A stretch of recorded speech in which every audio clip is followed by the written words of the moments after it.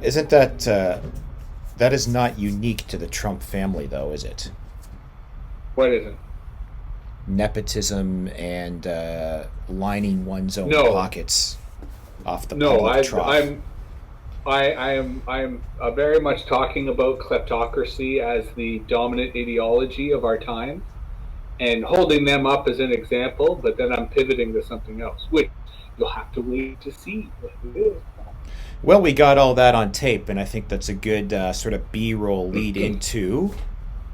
It's time for the Access of Easy podcast.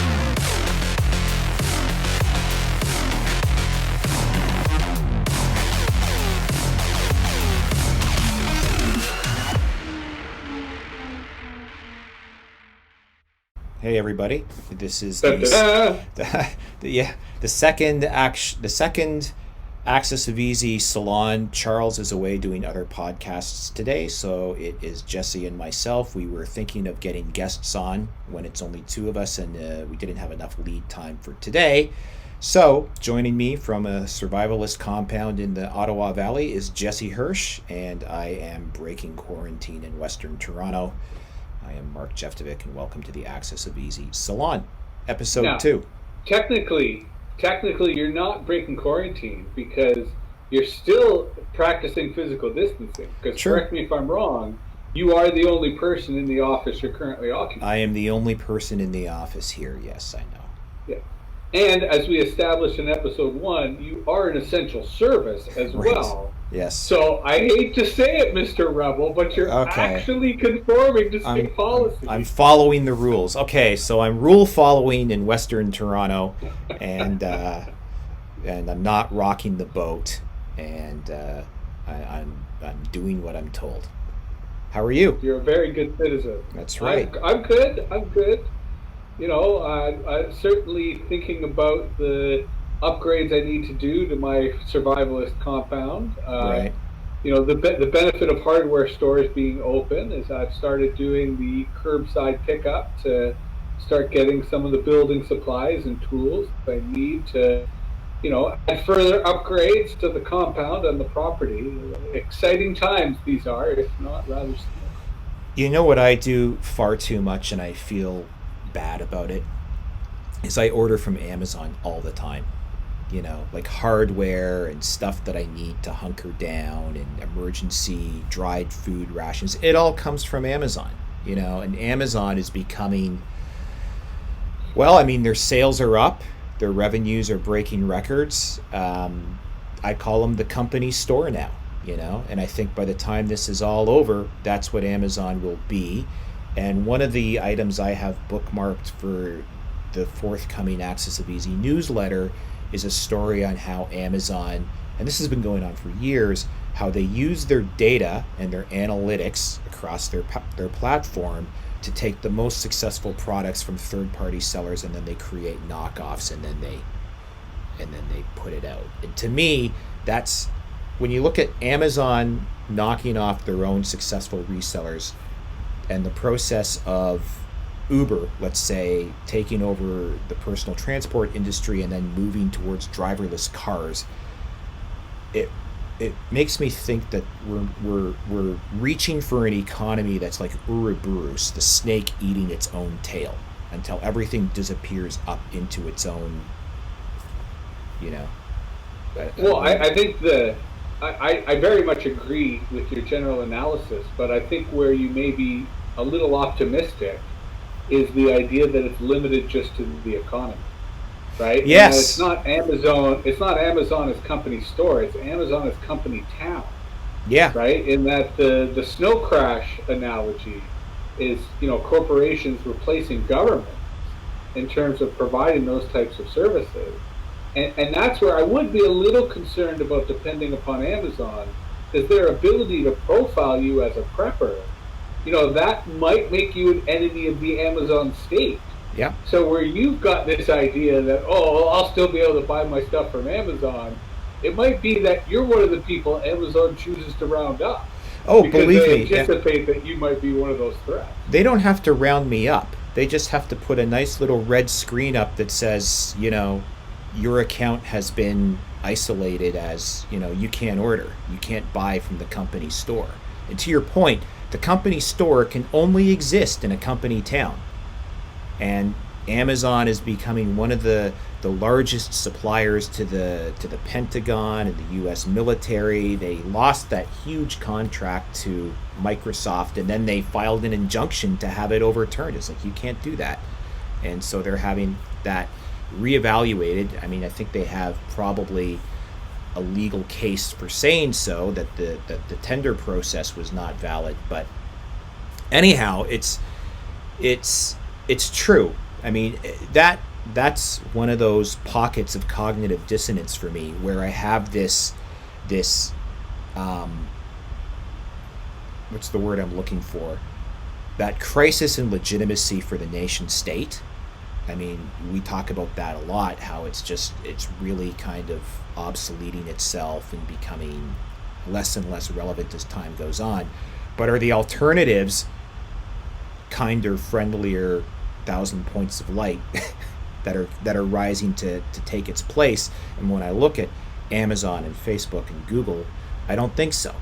They're even worse in some of the more malevolent aspects of what we fear from a nation state. Well, and I think that's one of the primary reasons that the nation state remains viable, is because the alternatives are worse.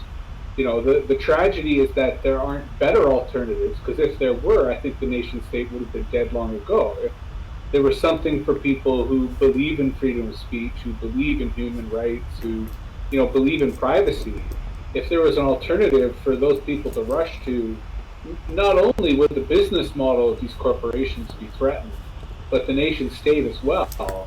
And that's where I do want to push back a little on Uber, because where I agree with you that Amazon continues to be ascendant, that their power continues to grow and their control over the economy continues to expand, Uber is facing an existential crisis, as is Airbnb, in that a lot of these platforms, really didn't have the kind of a structure, or from a Machiavellian perspective, the social control of an Amazon or a Facebook.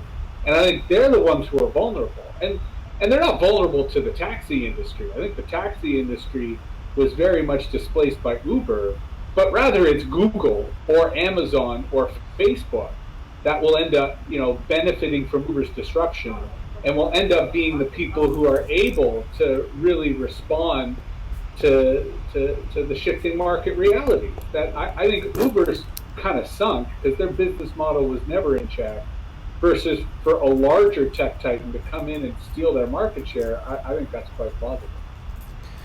Yeah, I mean, I didn't put Uber out as one of these, emerging victors of the snow crash scenario, as much as just typifying that dynamic of almost going a bridge too far in the logic. It's like, okay, here we're going to decentralize and make a multi-sided platform to disrupt this industry. And then once we've succeeded in doing that, we're going to eat ourselves. We're going to just cannibalize out all the drivers, and we're going to put robo-taxis on the road, and then the whole thing is just run by a black box the size of an Apple TV. Right? But I was going to mention something else.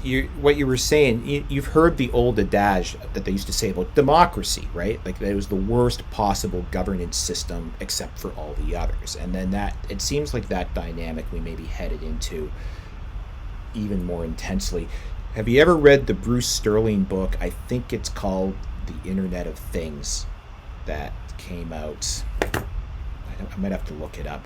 But it was a nonfiction book. It was like a long essay, a long form essay, where he talked about competition has taken the form of, never mind winner take all or first mover advantage. It's that their idea of disrupting your industry is that you shouldn't even exist. Mm-hmm. So Uber's doing this, and to your point, Google could come along and just say, hey, you know what, we're just going to give away free car rides. Like imagine Sidewalk, where just autonomous vehicular transport is just built into the fabric of Sidewalk Labs, down by the harbor front, and Uber can't even function in that Google zone because it's just part of the infrastructure. And that, Mm-hmm. I mean, it reminds me of the old cartoon of like the little fish and the bigger fish and the bigger fish. It just serial cannibalization that just goes ever upward. The counterbalance to this, I think, if there's one ray of sunshine, which is a little tarnished these past couple of years, is actually Bitcoin and cryptocurrency and the whole decentralization wave. But I saw your eyes roll there. It's Well, I mean, I agree with the decentralization wave. I don't always agree with the cryptocurrency. I think cryptocurrency was a fantastic movement towards decentralization, but it's not there. It's just part of the process. And as long yes, as we call it part of the process, I'm cool with it. But there's much work to be done. But I very much like how you brought up the democracy is the least shittiest system.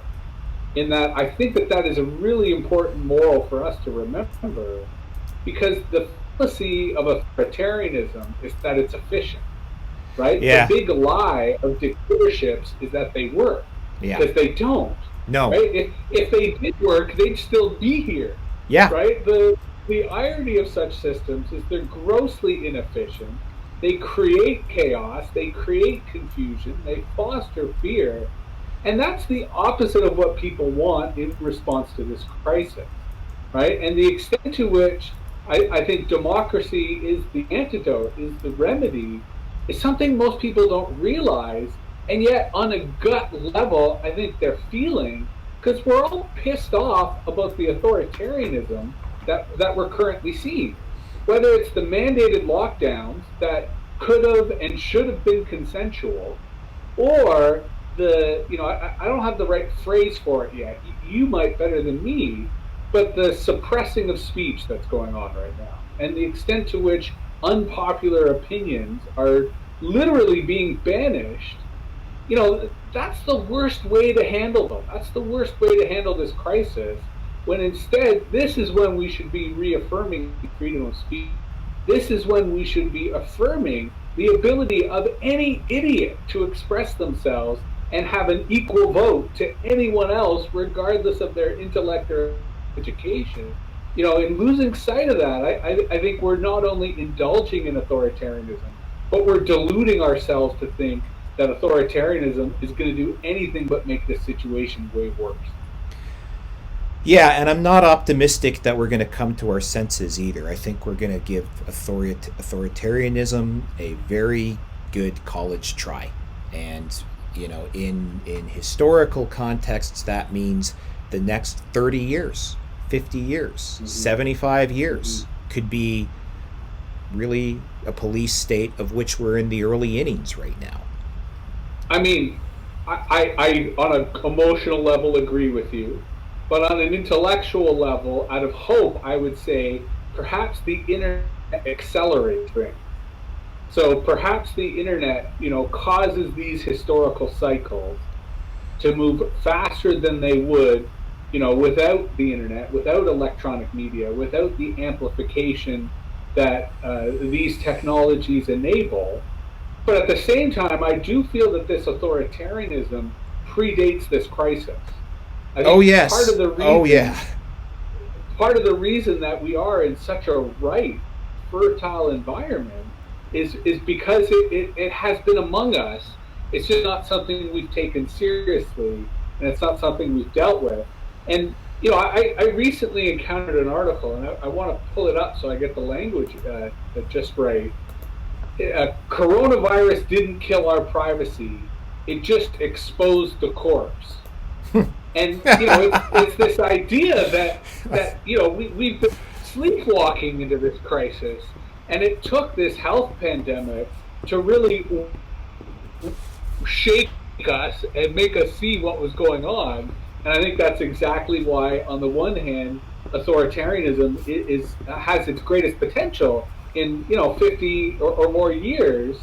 I also think, as a ray of hope, why we might be able to get out of this faster, in part because there has been a lot of progress when it comes to the resistance or decentralized alternative when it comes to resisting this stuff. That's an excellent point, because I have remarked elsewhere numerous times that it seemed to me and this is actually a line from a William Gibson novel, that when it came to things like Bitcoin and cryptocurrency, that entire zeitgeist, I'm going to call it, that movement, it moved at an accelerated pace. Gibson's line was like somebody permanently had their finger on the fast forward button.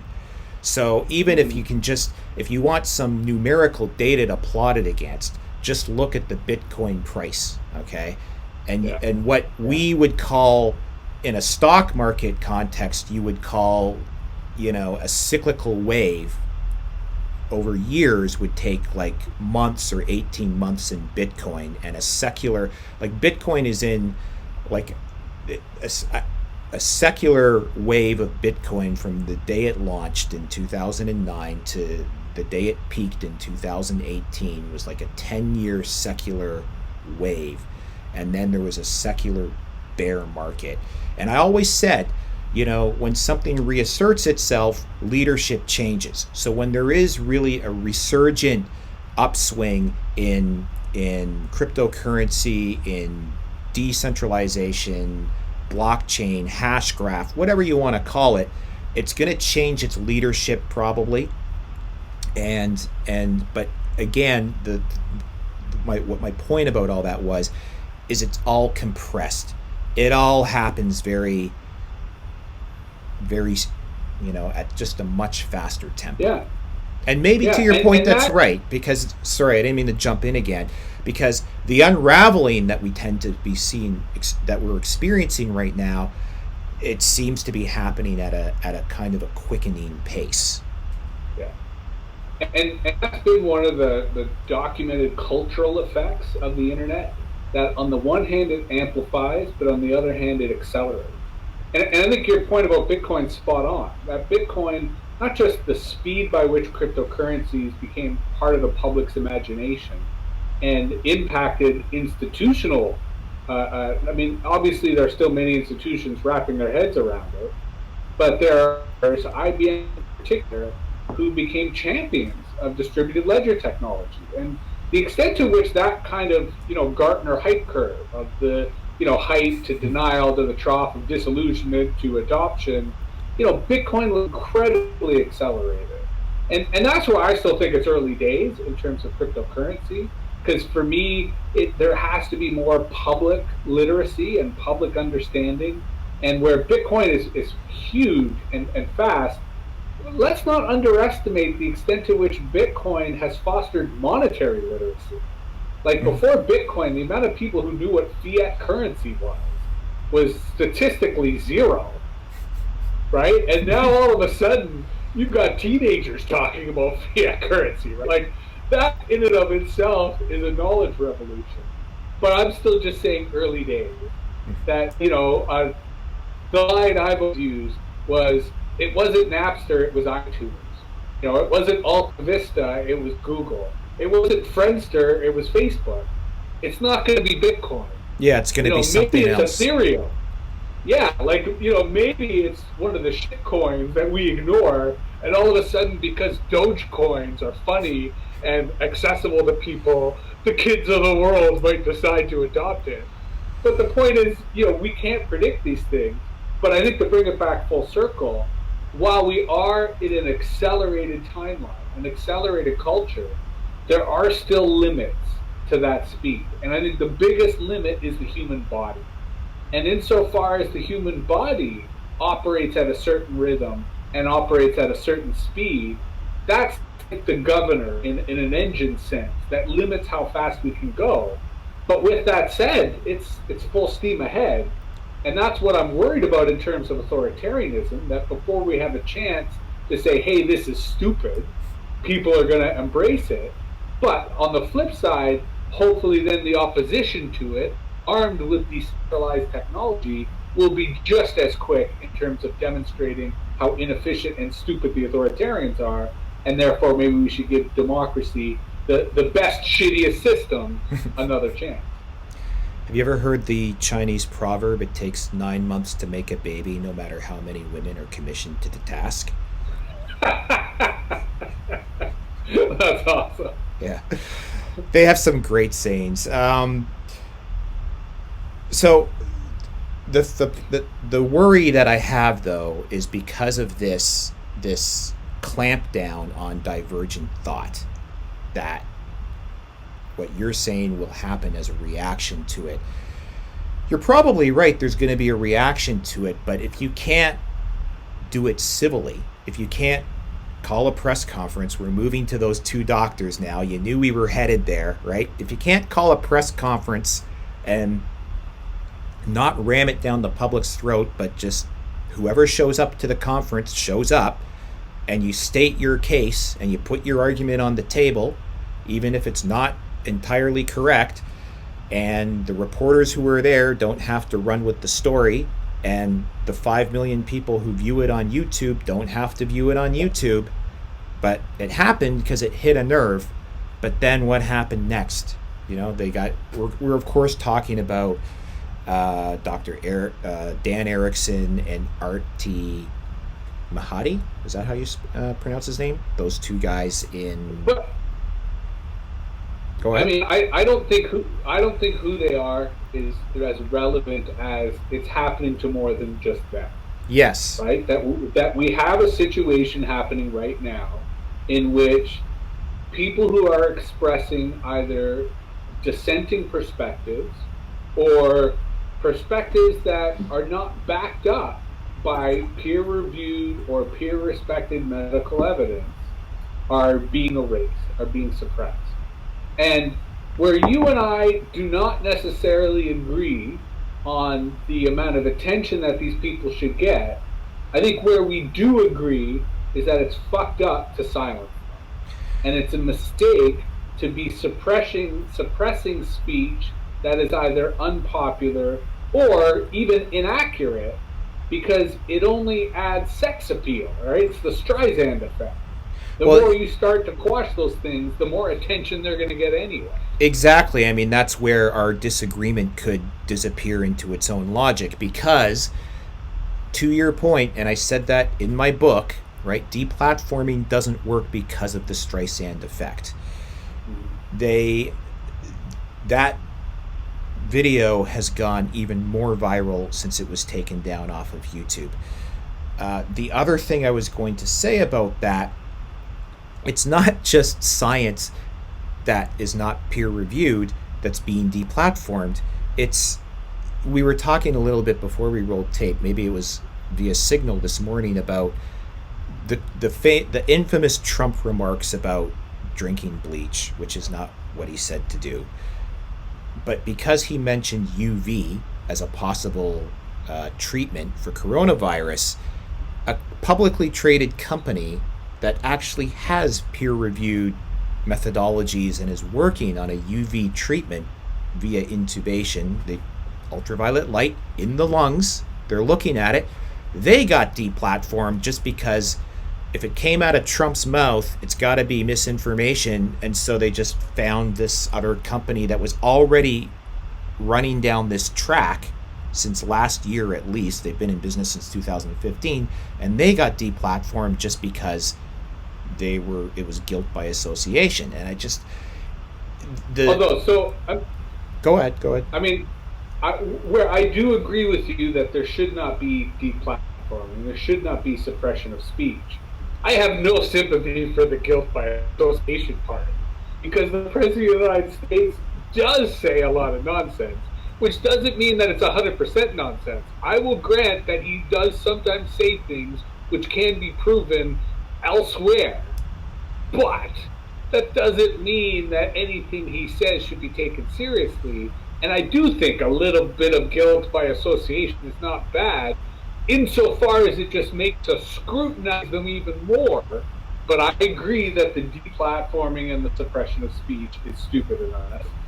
I don't know if I'm totally following your point. I mean, what if Trump gets up tomorrow and says, Zoom, it's a cesspool of malware, you should be using Jitsi instead, and suddenly we're canceled off the internet because that's what we're using for our video. Like, again, I'm not supporting the canceling part.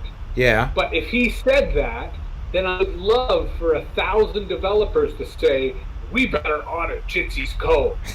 because the President of the United States said that, we better go comb through this open source code. To which I would say, that's why it's open source, so that anyone can scrutinize it. And if they find a problem with Jitsi, then I can be like, okay, I'm glad you guys looked. Right? So the scrutiny is what I'm calling for, but not the cancel. In this same particular instance, right? Orange Man bad, he said it. So suddenly, never mind that Jitsi gets a free code review, suddenly Jesse Hirsh and Mark Jeftovic are alt-right adjacent because they use a software suite that Orange Man bad said is good. Yeah, I'm not even going to entertain that stupidity, because it is stupidity. But that would happen. I acknowledge that it happens. But the point is, I don't care.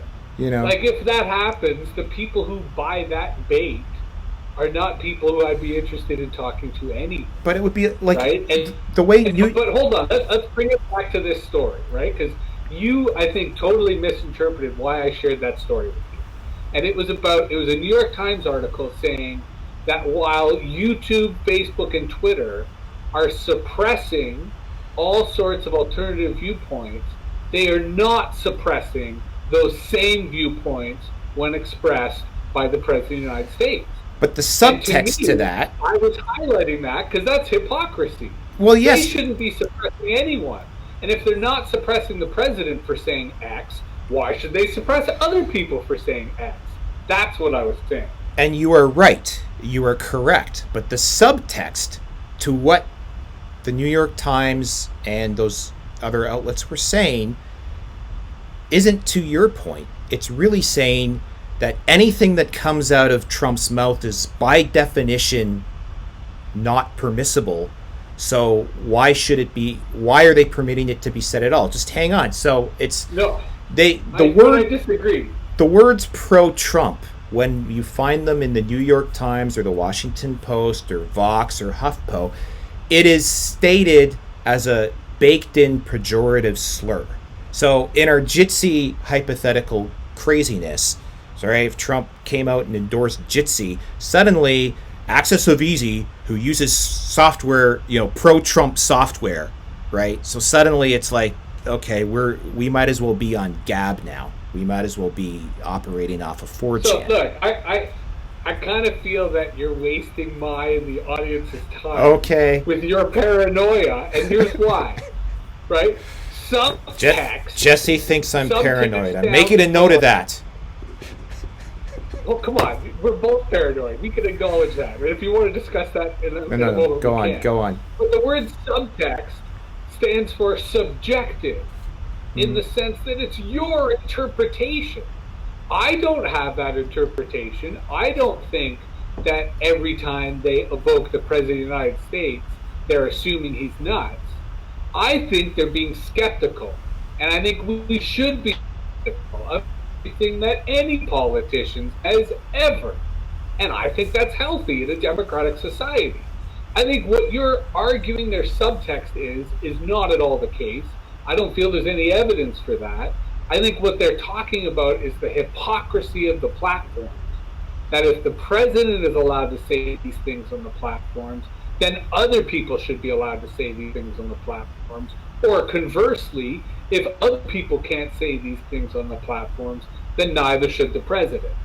And in that debate, I am clearly on that everyone should be able to say whatever they want. The issue is not what people are saying. The issue is the platforms. That it's the platforms that are the problem. It's their algorithms that are the problem. It's their amplification of stupidity that is the problem.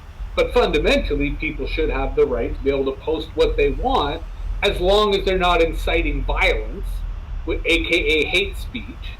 But if they want to talk about this virus and some conspiracy theory, that's their right. I think it's crazy that these platforms, what they're attempting to do is referee reality.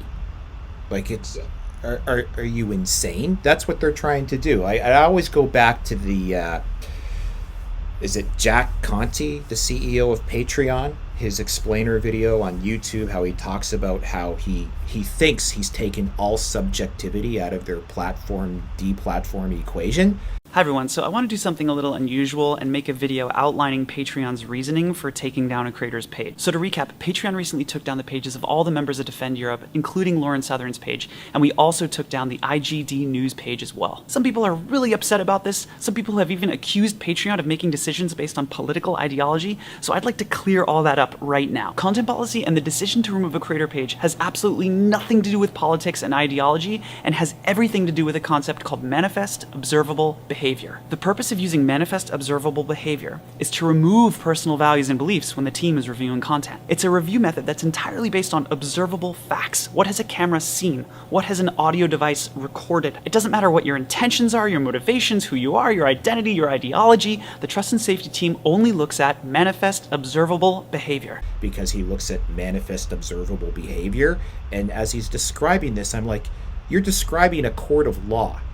Is what you're describing. What has somebody said? What has a camera picked up? What's this? It's like you're describing a trial, and that's what your abuse desk is doing, is you're conducting trials every day, every case you look at, but you're pretending, you're telling yourselves that it's a machine language, algorithmically correct, objective take on what is real and what isn't real. But to your point, they're automating authoritarianism. Yeah. They're not just regulating reality; they are governing a society. That if you assume that their users, the participants on the platform, are constituents, members of a society, then they're governing that society, and in particular, their justice system is guilty until proven innocent. Yes. Right? That when you are charged with a crime, the assumption is that there's guilt, and the review or the appeal looks for evidence to refute the guilt rather than the other way around. Yeah. Right? So, where I think it's even more egregious is that in their arrogance, in their obliviousness, because these are just nerds, these are not political philosophers, these are not ideologues, right? These are just nerds who built the better built mousetrap, and now they're figuring out how to contain the mice that they've captured. Oh, right? I think some of them They're are ideologues. But go on. I think some of them are ideologues. I don't think they're ideologues in the sense of a politician and a state. I think that part of I think their primary ideology is narcissism, and that they believe in themselves, and that they believe that everyone else believes in themselves. So yes, I agree that there's ideology at play, but I don't think that they think that they're reinventing government in the digital era and doing so in the form of a dictatorship. I think most of them actually think that their shit doesn't stink and that they're making a better world, versus I think that they're the ones building the society, because they're an automated form of justice that presumes guilt and does not offer any rights like freedom of speech or freedom of assembly or all the other things that we associate with a democratic society. I've told you my theory before, right? The neocortex doesn't fully form until you're 25 years old. And I think that if you become a billionaire before your neocortex is fully formed, it blows out your ability to experience self-awareness. And so you just become a narcissistic philosopher king that thinks you know it all. Although the only difference between them and the non-billionaires is instead of a narcissist philosopher king, they're a narcissist serf. But they're still a narcissist. Or just right? If you think about a narcissist, a narcissist at the court of the big tech platforms. Yeah. Because if you think about it, the extent to which young people are being raised in an attention economy in which their dopamine is being doled out by this algorithm, that fosters behavior, that fosters narcissism. It encourages them to see the world through their own really selfish perspective. And they're the foot soldiers, they're the brown shirts for the social media dictatorship. What's that point about cancel culture, the extent to which these are the people who are trying to use mob rule as a way to mete out justice on these platforms. You know what's missing there? The word that flashed into my mind as you started saying that is history. And, there's no history. These people, Yeah. because they're constantly immersed in a never ending sequence of dopamine hits about what's happening right now. What did PewDiePie just put out 2 seconds ago? Yeah.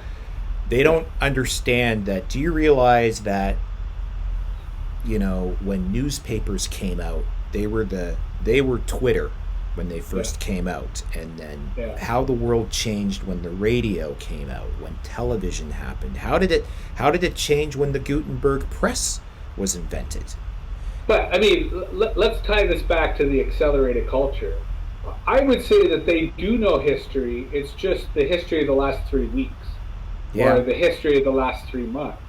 And while there are many people of our vintage and older who have probably taken time to learn 20th century history or Renaissance history or maybe even medieval history, your point about media history, very few people study media history, and very few people looked at the relationship between radio and the rise of authoritarianism, or the role of newspapers in partisan propaganda, and the way in which they were never neutral or unbiased. Very few people understand these things, right? Very few people study that aspect of history, and I think narcissists the least.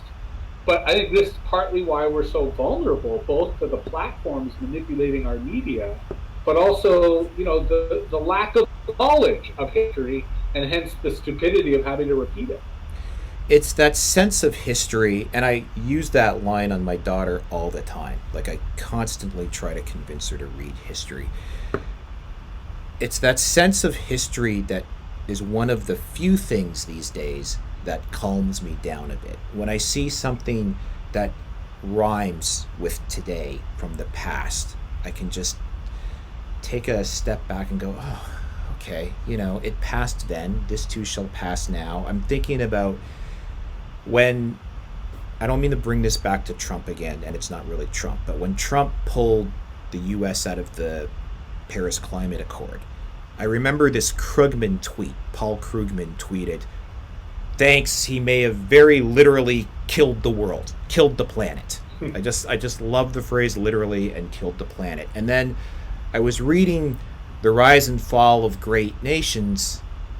Was that the book? Anyway, but it mentioned something about Nixon said something during the 70s when he was taking America temporarily off the gold standard, and Kurt Vonnegut said, I almost said tweeted, but Kurt Vonnegut said he may be the first president to win a war and lose the planet.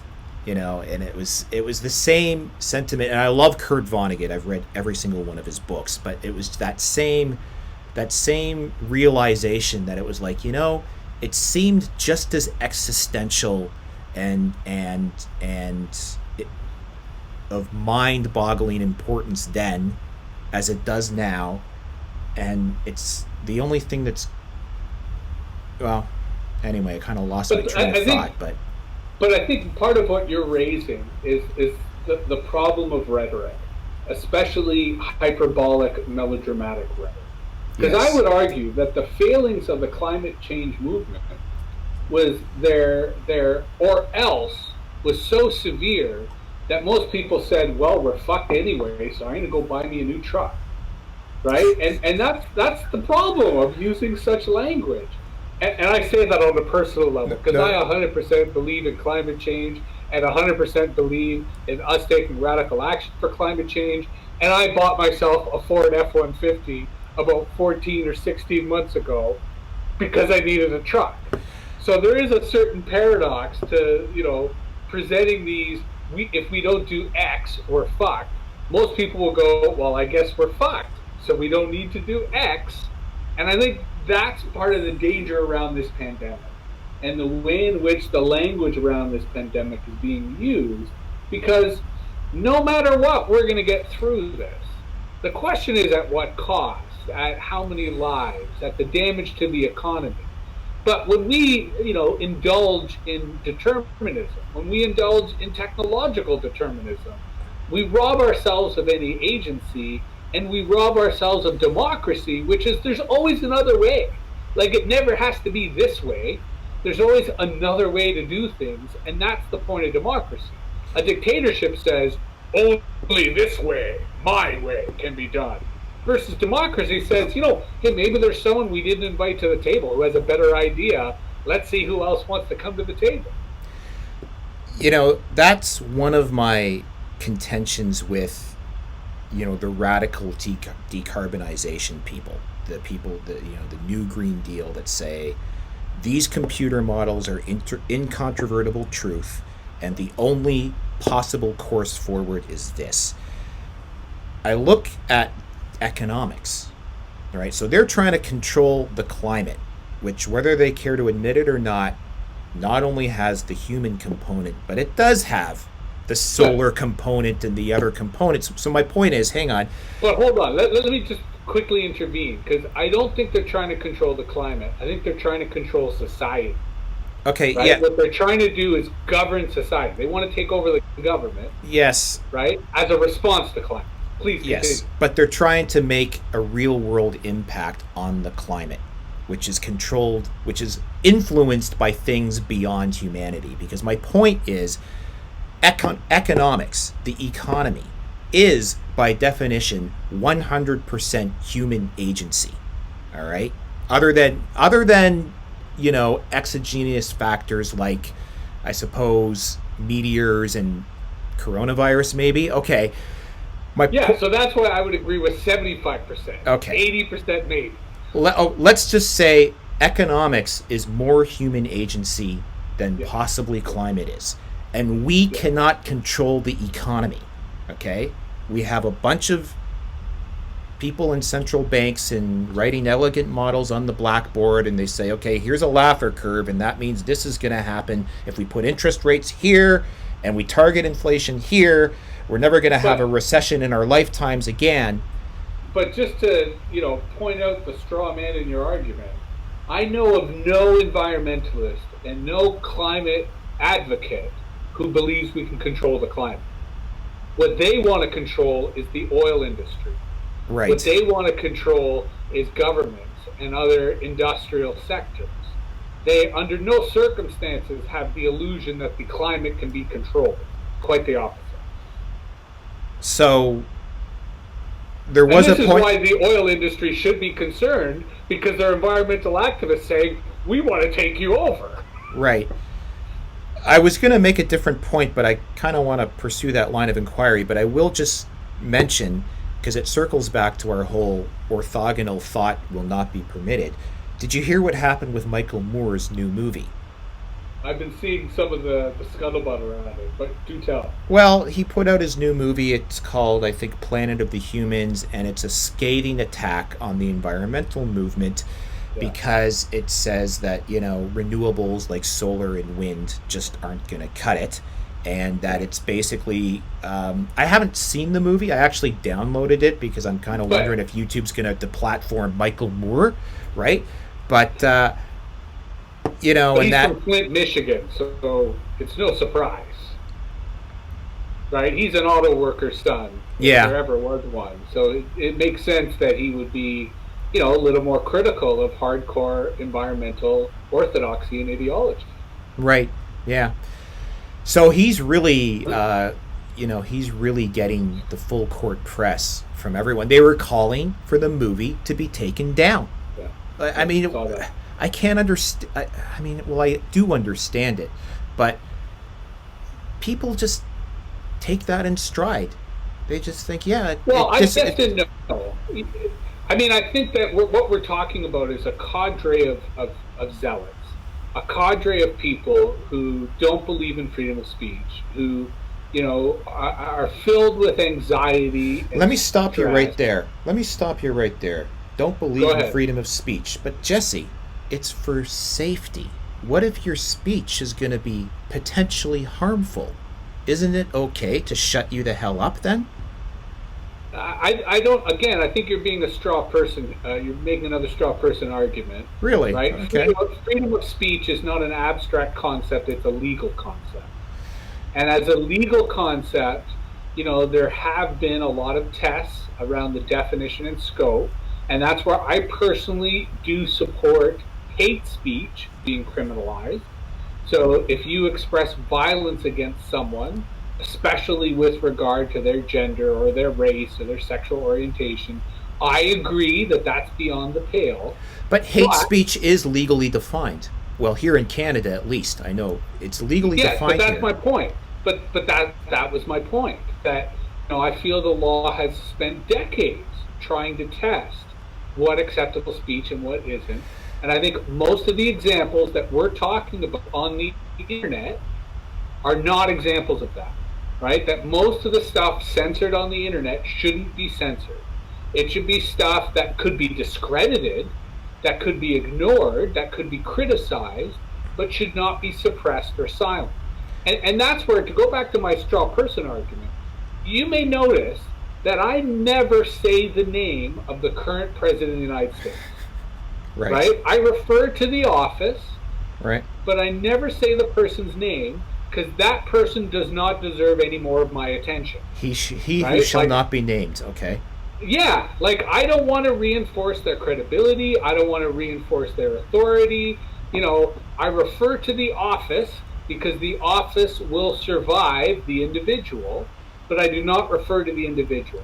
And I do the same thing with the people that you're describing on the internet, right? The people who are so paranoid about dissenting views, and I feel that they reside across the political spectrum. There are left-wing people who do this, there are right-wing people who do this, there are centrists who do it. In the history of politics, people have always tried to silence their opponents. And I've never believed in that. I've never believed in the idea that you should silence your opponents, that you should suppress speech. I like debate. I like diversity of perspective. And so the people who do want to silence their opponents, I don't give them any attention. I don't give them any time. They can go fuck themselves. I'll talk about the I have to bleep issue. that now. Thank you very much. Where are we in this thing? Okay. You don't need to bleep these things. It's not like I said tabernacle or anything of equivalent potency. There's a little tick box when you put it into the podcast feed for iTunes that says, is this episode explicit or is it non-explicit? Yeah. Okay. And if we Apologies, I will refrain. I will use fork and shirt and other, good place allegories. But I gotta push. You get what I'm saying about I don't want to feed the beast. I don't want to give these insecure authoritarians any more fuel or attention. But I'm not. I'm gonna push back on what I said being a straw man argument, because that isn't. I'm not being hyperbolic there. That is the justification. That is the actual stated reason when someone gets deplatformed, is like, oh, that could be harmful. And people who were, so hang on, the people who were like in my face when I posted that YouTube video were saying, you can't yell. They actually used the you can't yell fire in a movie theater. And I'm like, that is a bad analogy, because that only holds up when you're in a movie theater. Really. So I think we have to be clear that even though there are people who you're Facebook friends with who are making that argument, they are serfs and they don't actually have power. Okay, I have to go. The people with power are the platform, and it's the platforms that we should be holding accountable. And the platforms have a range of stupid reasons for suppressing speech, and we should deal with those reasons specifically when they happen. But just because our mutual friend Jim Carroll says that you're yelling fire in a theater doesn't mean he's right. It wasn't. And it doesn't mean that we should agree with him. It wasn't Jim. It wasn't Jim. Jim said it was bad science, and bad science should not be, Now I have to bleep that too. But still. But even though he's saying bad science, he's not right. Exactly. And we shouldn't give them credibility by acknowledging their argument. Okay, going back to Jack Conte, CEO of Patreon, all right, in his stated policy, he talked about manifest observable behavior that could be harmful to others. Okay, so that's not a straw man. That is one of the philosopher kings running a big chunk of the platform. I agree, and that's why I don't use Patreon. I don't encourage people to use Patreon, right? So that's a valid point. That's a case where it's not the individual, it is the platform, and it is the platform's policy, and I think that's a very good reason why Patreon's problematic, right? Because they do, to your point, have this philosopher king attitude that we have a monopoly on the truth and you do not, right? And that's a problem. I agree 100%. I'm just saying that we shouldn't legitimize those ideas by allowing allowing the foot soldiers, allowing the brown shirts to feel that they are in the right. Instead, we should continue doing what we feel we need to do, which is support a decentralized democracy where freedom of speech and freedom of assembly continue to be core pillars of the society. What's your take on freedom of assembly now that we're all on lockdown orders? Well, that's why I mentioned it, Yeah. kind of tongue in cheek, right? In that I do believe in physical distancing. I do believe in taking measures to protect the vulnerable and to limit the spread of this virus. But I feel it has to be consensual. I feel that as soon as you try to mandate these measures without the public support, they're going to ignore them. They're going to do what they need to do. And, you live in Toronto, where as of today, High Park, the largest, public green space, has been fenced off. Like, not just the gateway. They fenced off the entire park. Yeah, Which is stupid. Yeah. Right? Like, it's, there's medical evidence that suggests that the virus is not transmitted outdoors, that it really needs a confined space or close physical proximity. So as long as people are in the park and not getting too close to each other, it's not that big a deal. If they really wanted to regulate it, they could, limit who goes in and out so they can do a capacity like they do at grocery stores. Yeah. But to close the whole thing is not only stupid, it does violate that freedom of assembly. That there should be some way in which people are allowed to gather under limits or freedom of freedom of movement, right? I mean, you've got people living in apartment buildings and condos who have no fresh air. I remember living in a condo. One of the things I remember what you told me about moving to the Ottawa Valley was that sorry, my daughter just texting me something, is the quality of the air. And it brought back memories of when we were living in our condo way back in the day in downtown Toronto. How I remember sometimes sitting in my living room thinking, I can't get a decent lungful of air. And even going outside isn't really going to help unless I get to a park someplace, to a green space someplace where I can just get some nice air happening, And to fence off High Park, I actually didn't know that till you just mentioned it, because I haven't driven by there in a while, but I see other parks that were... Hang on, I gotta tell her. Yeah, okay. No, but it's criminal, right? The idea that, that limiting people's ability to maintain their health in a health crisis is absolutely absurd. And then further, it delegitimizes all the other public health advice that they're giving us. Not to mention that it's been contradictory. That one day they say you don't need masks, and the next day they say you do. Yeah. Right? And all of this undermines the legitimacy of public health officials and the legitimacy of the government. I thought I forgot what I was going to mention when my daughter texted, but you reminded me. The Imperial College study that said, worst case scenario with no mitigation, we're looking at 2.5 million deaths in the U.S. and 500,000 in England, right?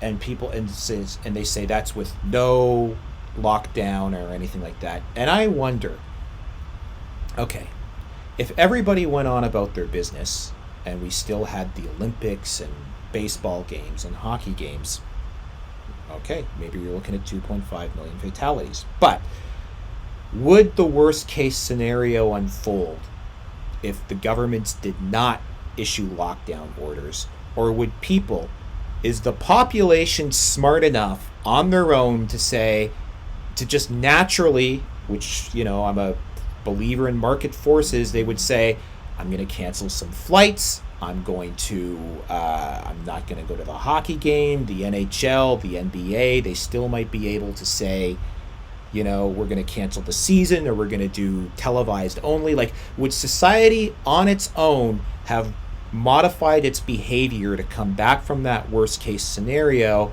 without the government telling them to?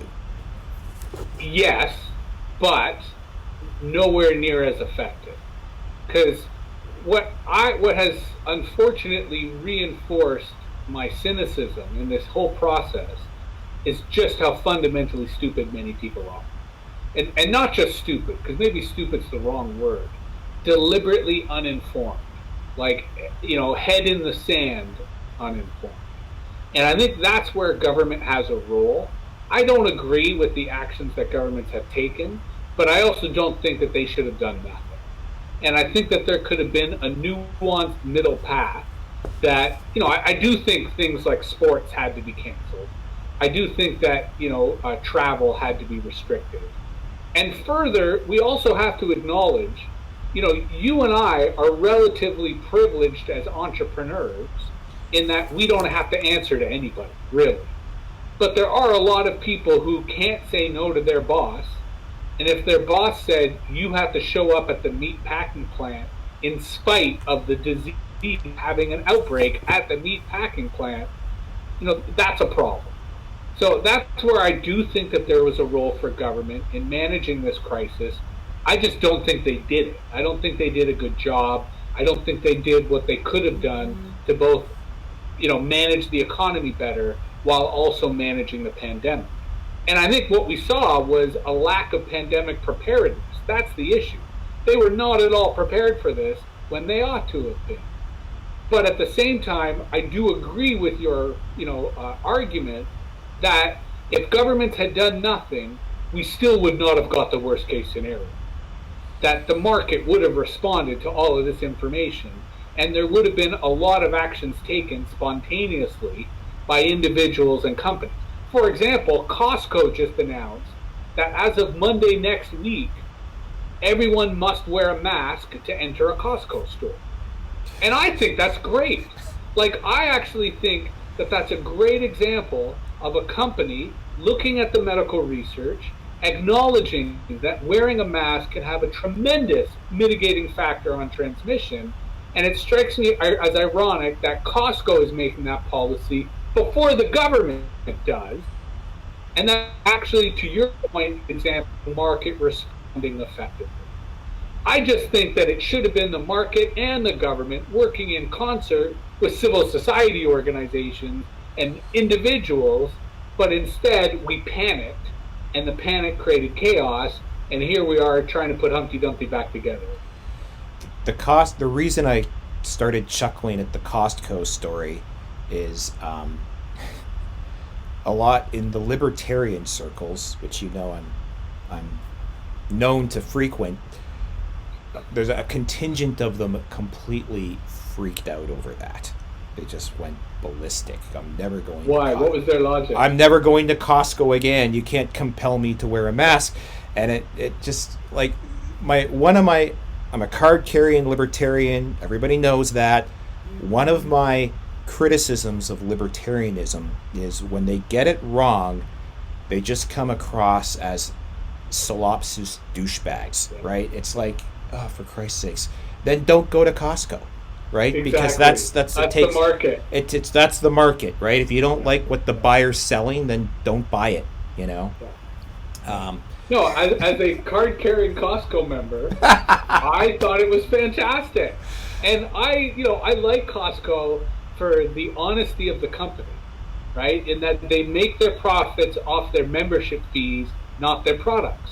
Mm-hmm. They have absolutely no margin and no markup on anything they sell, right? And that, to me, is a kind of honesty where we're like, we make money because you pay us a membership. If you value the membership, we make money. If you don't, we don't. And second, of all the big box retailers, they were the first to really come up with a system that forces physical distancing and that limits the amount of people in the store. So to your point, that's a great example of the market responding, and I'll reward them with my money as a result. Mm-hmm. Mm-hmm. where you see that get kind of distorted out of usefulness was in the Michigan order. I don't mean to pick on Michigan again, because I think I did last week too. They passed the law to enforce physical distancing within the store, which resulted in you could get into the store, but you couldn't buy whatever you wanted in there. So then suddenly you have to make this choice of, well, what's essential to you, and what's essential for everyone, and what's not essential for everyone. And that again, now you get to a point where that's the calculation problem. Nobody can do that. Well, and to bring our conversation sort of to a close, because we are running out of time. I kind of feel that the main moral or the primary insight of authoritarianism versus democracy is rigidity versus responsiveness. Yeah. Because, to me, the primary symptom, the primary metric that you're in an authoritarian society is when it's rigid and brittle and incapable of responding to what is common sense or what is to, plain sight evidence. And yet a democratic society is supposed to have the ability of responsiveness, of resilience, that when a policy doesn't work, you change it. When a system's not working, you adjust it, right? That's the whole reason people would support a democracy, because it promises the flexibility to respect your rights and respect your needs, versus an authoritarian system demands conformity, right? It's stupidity that everyone knows is stupid, but you all got to toe the line because the commissar demands it, or the party apparatchik expects it. That's the hyper-normalization. Yes, exactly. And that's what worries me about where we're headed, or where we are, is that we are seeing this kind of stupid rigidity. And we're forgetting the kind of responsiveness and the adaptability that democracy is supposed to foster. And that, to me, is the primary argument as to why we should be revisiting and renewing democracy, because it offers us the flexibility and responsiveness that we're going to need as we rebuild the economy and rebuild society. I think that's a good place to tie it off for this week, Jesse. Right on. All right. I enjoyed this. I mean, even though I do want to have guests, I like the occasional. Let me just hit stop, and we'll talk for a few minutes on a kind of a wind down basis here. Oh, although I was thinking. Oh, I think it could be too late. Yeah, I just killed it. Sorry.